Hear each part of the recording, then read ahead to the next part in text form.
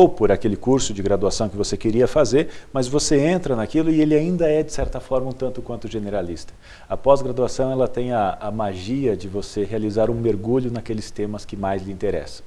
Ainda não com a profundidade e com aquele esmero teórico que um mestrado e um doutorado pedem, mas com aquela possibilidade ainda de fazer uma mescla entre teoria e prática, né? de você começar uma disciplina às 7 horas da noite, sair dela às 22h20 e no outro dia de manhã já sair aplicando alguma coisa no seu ambiente de trabalho, né? Sentir essa dinâmica, ir lá às 19 horas ou 17 horas, quando você sai do seu trabalho, você volta para a sala de aula novamente, você traz um pouco daquilo, consegue discutir no seu ambiente. Então, isso é bastante interessante. A pós-graduação ela tem essa magia ou essa coisa saborosa ou gostosa de aprendizado. E normalmente os grupos também são um pouco menores. E o interessante também é que esse grupo normalmente é formado por pessoas com interesses afins, né? Pessoas que querem compartilhar com você também as experiências delas. Eu sempre vejo as aulas de pós-graduação ou de MBAs ou a pós-graduação lato sensu sempre como grandes oportunidades de aprendizado avançado. Dependem muito do corpo docente, né? Da estrutura do currículo, obviamente, da estrutura física que é provida para isso, mas também do corpo discente, das pessoas que estão ali, né? Uma vez que elas participem ativamente, que elas estejam ali dispostas a isso, e isso normalmente na pós-graduação acontece até mais fortemente do que na graduação, né? As oportunidades de aprendizado são efetivamente avançadas. Certo. Esses são os aspectos positivos, não é? É. Principalmente com relação às questões das trocas, da Sim. interação, Sim. pessoas reunidas, um grupo reunido, buscando conhecimentos afins. Sim, Isso verdade. é realmente um passo bem importante. Bem, vamos deixar então a nossa primeira questão norteadora para que os nossos convidados dialoguem sobre a mesma ao longo do segundo bloco.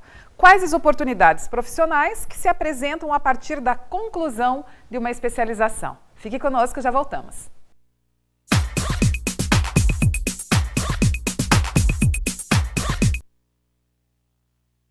O maior patrimônio de uma nação é seu povo. E o maior patrimônio de um povo é a educação que ele recebe e que transforma em progresso. É por isso que todo educador assume um papel-chave.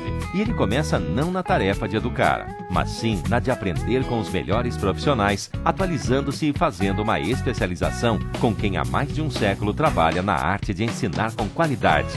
FAI, porque só quem tem a maior tradição no ensino é que pode oferecer a melhor pós-graduação em educação.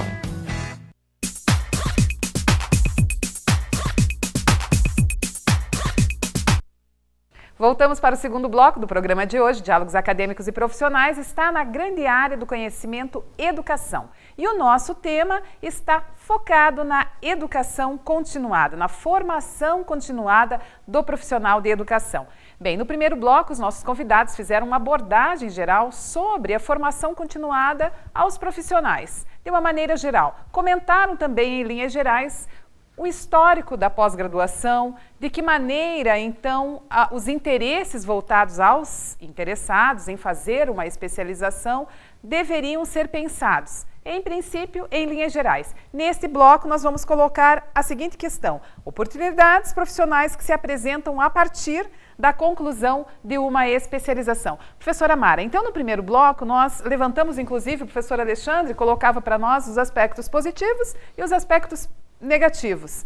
Aqueles aspectos negativos no sentido de que o interessado em fazer uma pós-graduação procura qualquer, digamos assim, qualquer curso, qualquer especialização apenas para a obtenção do seu certificado, né? Para um crescimento na carreira ou então para conseguir ser colocado numa função, numa determinada colocação dentro de uma empresa, também tem esse aspecto negativo e que daí não busca as afinidades e também não está tão interessado em especializar-se. Bem, mas nós também temos a parte positiva. E quais são as oportunidades profissionais, então, que se apresentam a partir da conclusão de uma especialização? Certo. Então, nesse segundo bloco, vamos assim, partindo, né, desses aspectos positivos, que efetivamente são tantos como o professor Alexandre comentou, né? Eu vou trazer um exemplo bem prático a partir de 2 cursos que eu coordeno na pós-graduação da FAI. Certo. Um curso, o primeiro é o Gestão e Liderança Educacional. Esse curso já vai para a sua 6ª edição. É um curso que tem tido assim, muito boa aceitação. E em termos de oportunidade, com toda certeza é aquela que inicialmente eu havia comentado, né? A possibilidade de que uma pessoa que participa desse curso, ela possa realmente contribuir, né, para a gestão da sua escola, para a gestão da sua organização na área educacional, de forma que os resultados venham a ser positivos. Certo.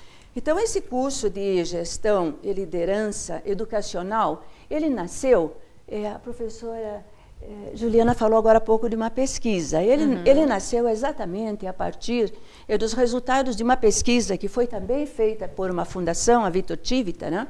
E que mostrava e que trazia o perfil do gestor brasileiro, do gestor escolar brasileiro.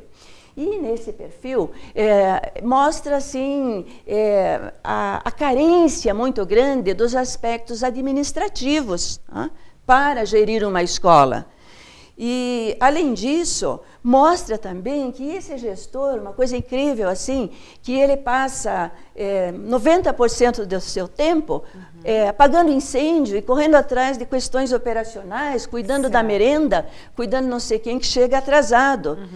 E, em função disso, a pesquisa, a conclusão da pesquisa é exatamente destacando a importância da formação do profissional da educação que exerce funções de liderança na escola, que ele se especialize. E isso é fundamental, porque nós temos uma realidade bem interessante, porque a grande maioria dos gestores das escolas públicas são primeiro do sexo feminino e também são pedagogos. São pedagogos. E, sendo pedagogos, se a gente pega a grade curricular de um curso de pedagogia, a disciplina de gestão é uma coisinha piquititinha assim e não mostra a gestão de uma instituição. Foca mais a questão da gestão escolar. Então, eles carecem, né, dessa formação em administração. E, às vezes, você vai lá para a escola particular, a coisa é o contrário. Vem um administrador que conhece muito de administração, porém, carece de informações relacionadas com a educação. Então, um curso como esse nosso, que é ofertado pela FAI, Gestão e Liderança Educacional, ele vem exatamente para suprir essa lacuna.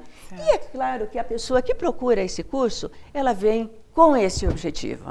Ela geralmente é uma professora ou um professor que tem desejos, né, de assumir funções de gestão dentro de uma escola. São pessoas que já estão nessa função e essa é a grande vantagem para esse curso. Eu não sei se eu ainda tenho tempo para falar do outro que eu gostaria de falar ou deixamos lá para o segundo bloco? Para o terceiro bloco. Acho que nós teríamos ainda tempo nesse bloco, mas eu gostaria da participação da professora Juliana e do professor Alexandre, para que também colocassem essa questão, então, para nós. As oportunidades profissionais que se apresentam a partir da conclusão de uma especialização. Então, nós solicitamos que os nossos convidados, que estão participando conosco, colocassem essas oportunidades também a partir do curso que coordenam ou, então, do curso no qual são professores. Juliana, por favor. Eu coordeno a pós em leitura e produção de textos e eu falo, é sempre um desafio, né? Porque quando a gente fala em ler e escrever, você parece que percebe que existe uma aversão por parte de alunos, de profissionais, como se isto fosse, se essas ações, né, de leitura e escrita fossem um pesadelo e fossem ações meramente para a escola, né?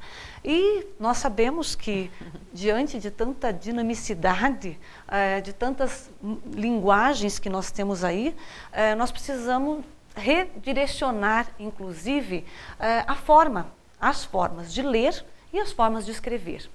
Diante dessas necessidades, da rapidez com que as informações chegam, a forma que nos chegam, exigem do profissional hoje o chamado letramento, né? Então, esse letramento é que ele seja capaz realmente de ler, interpretar, compreender os textos que estão à nossa volta. Porém, não é somente aquela interpretação superficial, né?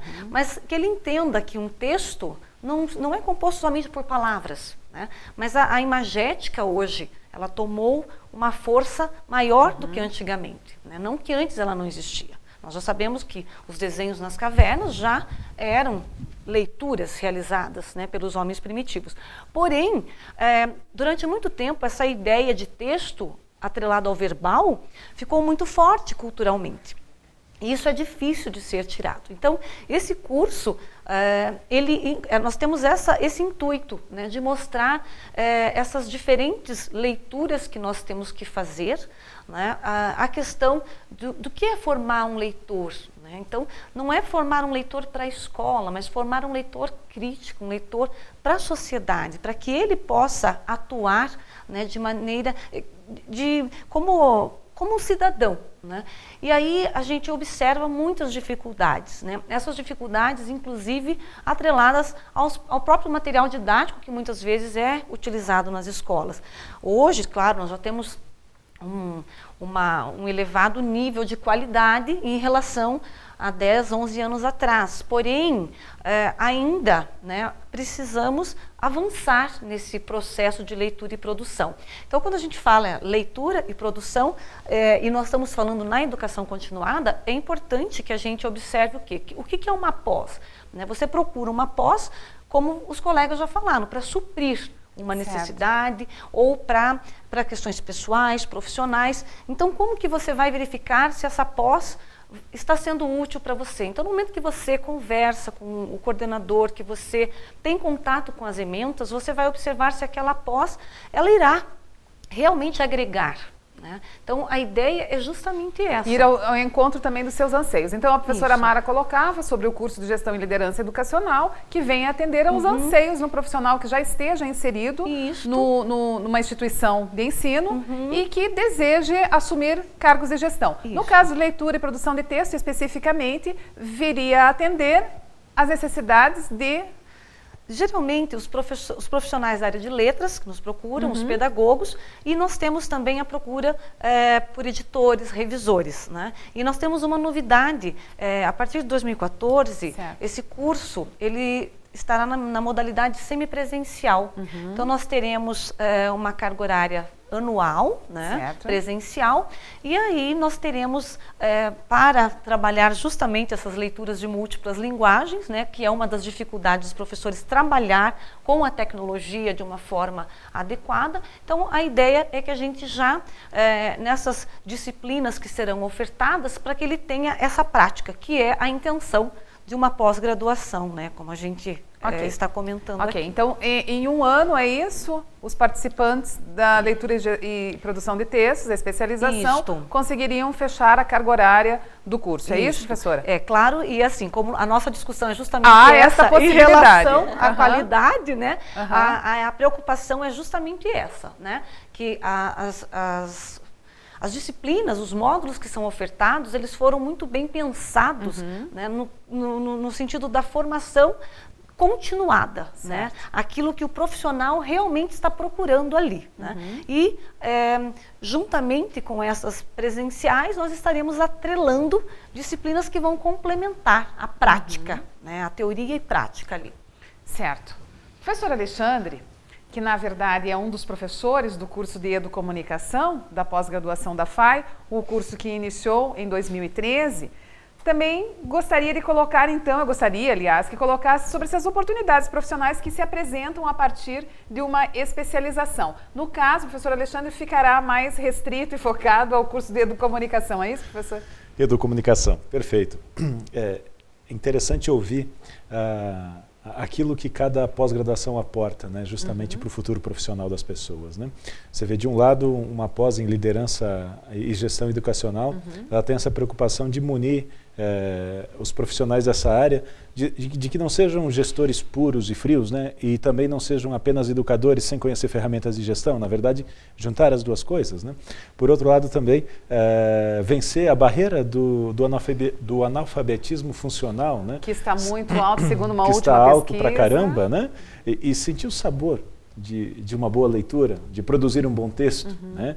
Da mesma maneira também, esse curso de educomunicação, ele foi uma coisa assim, sensacional participar desse processo de ensino-aprendizagem com este foco. Porque educomunicação é uma coisa relativamente nova, boa parte das pessoas nem sabem do que se trata, né? Afinal de contas, o que é educomunicação, né?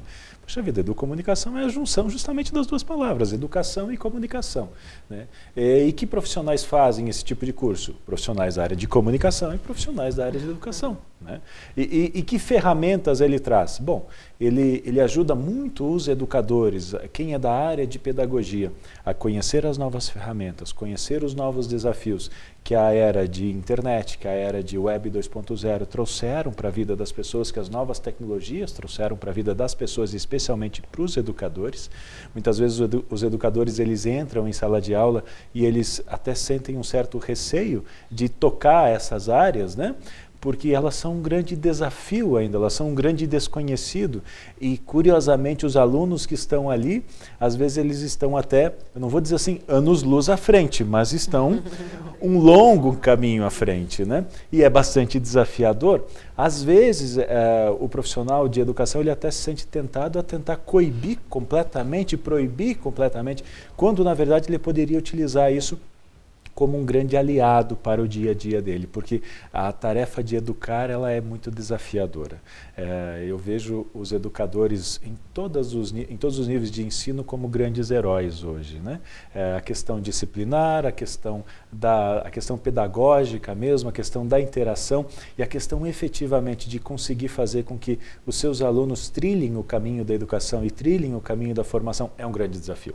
Em todas as áreas. Antes era apenas no ensino fundamental e médio, mas hoje virou um desafio na graduação, na pós-graduação, em todas as outras áreas. E utilizar das novas tecnologias pode efetivamente se configurar como um grande aliado nesse processo.